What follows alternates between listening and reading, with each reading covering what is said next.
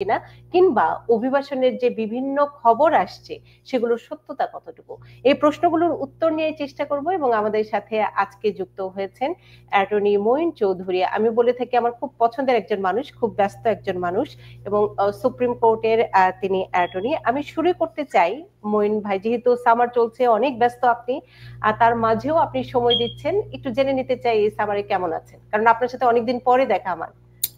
ধন্যবাদ, সব মিলে ভালো আছি, ধন্যবাদ আপনাকে।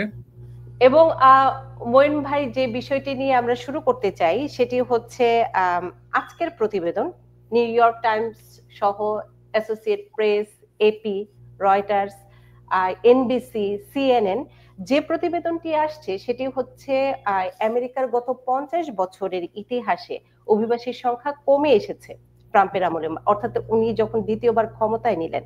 যে পরিসংখ্যানটি অনুমান করে তারা বলছেন, সেটি বলছেন ট্রাম্প যখন ক্ষমতায় আসেন দ্বিতীয় মেয়াদে, তখন আমেরিকায় 53.3 মিলিয়ন অভিবাসী সংখ্যা ছিল, এখন সেটি এসে দাঁড়িয়েছে 51.9 মিলিয়ন, এবং তারা ধারণা করছেন 1.4 মিলিয়ন অভিবাসী সংখ্যা কমে এসেছে। এবং এই কমাটি আপনার কাছে কি স্বাভাবিক মনে হচ্ছে কিনা, কিংবা আপনার এই তথ্যটি, আপনার যুক্তিটি আমি একটু জেনে নিতে চাই। ধন্যবাদ নূপুর চৌধুরী সুন্দর উপস্থাপনা করার জন্য। আসলে এই বিষয়টা আমি যথাযথ সম্মান প্রদর্শন করে বলছি। আমেরিকার ব্রোকেন ইমিগ্রেশন সিস্টেম, সেন্সাস সিস্টেমটা ব্রোকেন। কেন বলবো ব্রোকেন? কারণ হচ্ছে আপনারা জানেন নিউ ইয়র্ক সিটিতে লক্ষ লক্ষ লোক বৃদ্ধি পায় প্রতি বছর, কিন্তু সেন্সাসে আমরা দেখছি নিউ ইয়র্ক সিটিতে লোক কমছে। কারণ হচ্ছে সবাই সেন্সাসে জয়েন করে না, তারা একটা ফর্ম পাঠিয়ে দেয় অথবা লোকজন তাদের বাসায় যায়, যাকে যখন পাইলেও তারা সেন্সাসের কিন্তু অন্তর্ভুক্ত করলো। আমেরিকায় সঠিক লোকজন কত আমেরিকান সরকারও জানে না, এটা সবকিছু অনুমেয়। কারণ এটা বলছি, বর্ডার দিয়ে যারা ঢুকেছে অতীতে, কত মিলিয়ন ঢুকেছে, সবকিছু কিন্তু অনুমেয়। সবাই কিন্তু বর্ডারে ধরা পড়ে না, অধিকাংশ লোক ধরা পড়ে, একটা বাকি 20% 30% লোক ধরা পড়া ছাড়াই তারা ঢুকে যায়। এই জন্যই ট্রাম্প সরকার বলেছে যে তাকে বাধ্যতামূলক তাদেরকে ফিঙ্গারপ্রিন্টেড করতে হবে যারা অবৈধভাবে প্রবেশ করেছে, এবং এই বিষয়টা নিয়ে সরকার চিন্তা ভাবনা করছে। হ্যাঁ, আপাতদৃষ্টিতে মনে হচ্ছে লোকজন অভিবাসী কমেছে, কারণ হচ্ছে অনেকেই ভয়ে চলে গেছে, এটা সত্য। কারণ যাদের ডিপোর্টেশন ছিল তাদের একটাই অপশন, কারণ ধরা পড়লে তাকে মাসের পর মাস জেলে থাকতে হবে। বেটার তারা সিদ্ধান্ত নিয়ে চলে গেছে, পরবর্তী তাদের কোনো কোয়ালিফাইড পিটিশন থাকে তারা হয়তো আসতে পারবে। এবং অনেকে হয়তো রিওপেন করার চেষ্টা করছে, বৃথা চেষ্টা, রিওপেন করার সুযোগ এখন খুবই কম, কারণ ডাইরেকশন দেওয়াই থাকছে এই ইমিগ্রেশন জাজদেরকে এইগুলা করা যাবে না। এবং আপনারা যদি জানেন সঠিকভাবে, এখন কিন্তু অনেকে যেসব কেস খুব স্থগিত ছিল, কোনো ধরনের কোর্ট হিয়ারিং ছিল না, অথবা যারা প্রসিকিউরাল ডিসক্রিপশন নিয়ে আমেরিকায় ছিল, থাকতে পারবে, চলতে পারবে, তাদেরকে আবার কেসগুলো ব্যাক করে কোর্টে নিচ্ছে।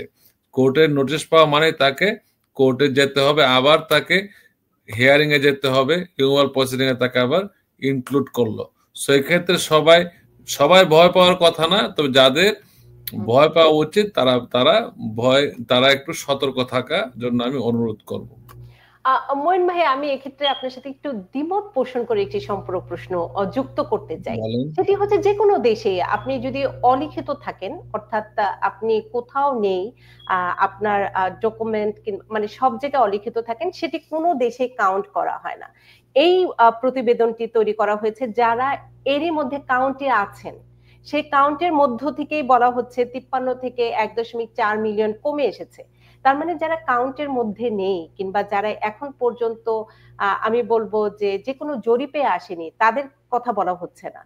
তো সেক্ষেত্রে আপনি এই প্রতিবেদনটির সত্যতা কিংবা তথ্য নিয়ে কতটুকু প্রশ্ন? ধন্যবাদ আপনাকে। আপনি আসলে আমার কথাগুলো আপনি বলেছেন, সম্পূরক না, এই কথাগুলোর উত্তর আপনি দিয়ে দিয়েছেন। কারণ হচ্ছে এই জন্য যদি অভিবাসী বলা হয় তখন সবাইকে ধরা হয়, কিন্তু এই ক্ষেত্রে ধরা হচ্ছে শুধু যাদেরকে জানা যায় তাদেরকে। কারণ এখানে আমেরিকা এমন একটা দেশ, অনেকের কোনোভাবেই তারা কাউন্টেড না, তাদেরকে এখন সরকার চাচ্ছে কাউন্টে আনতে। ভালো উদ্যোগ, তো সবার জন্য ভালো, তারা সেটা থেকে চলে আসলো।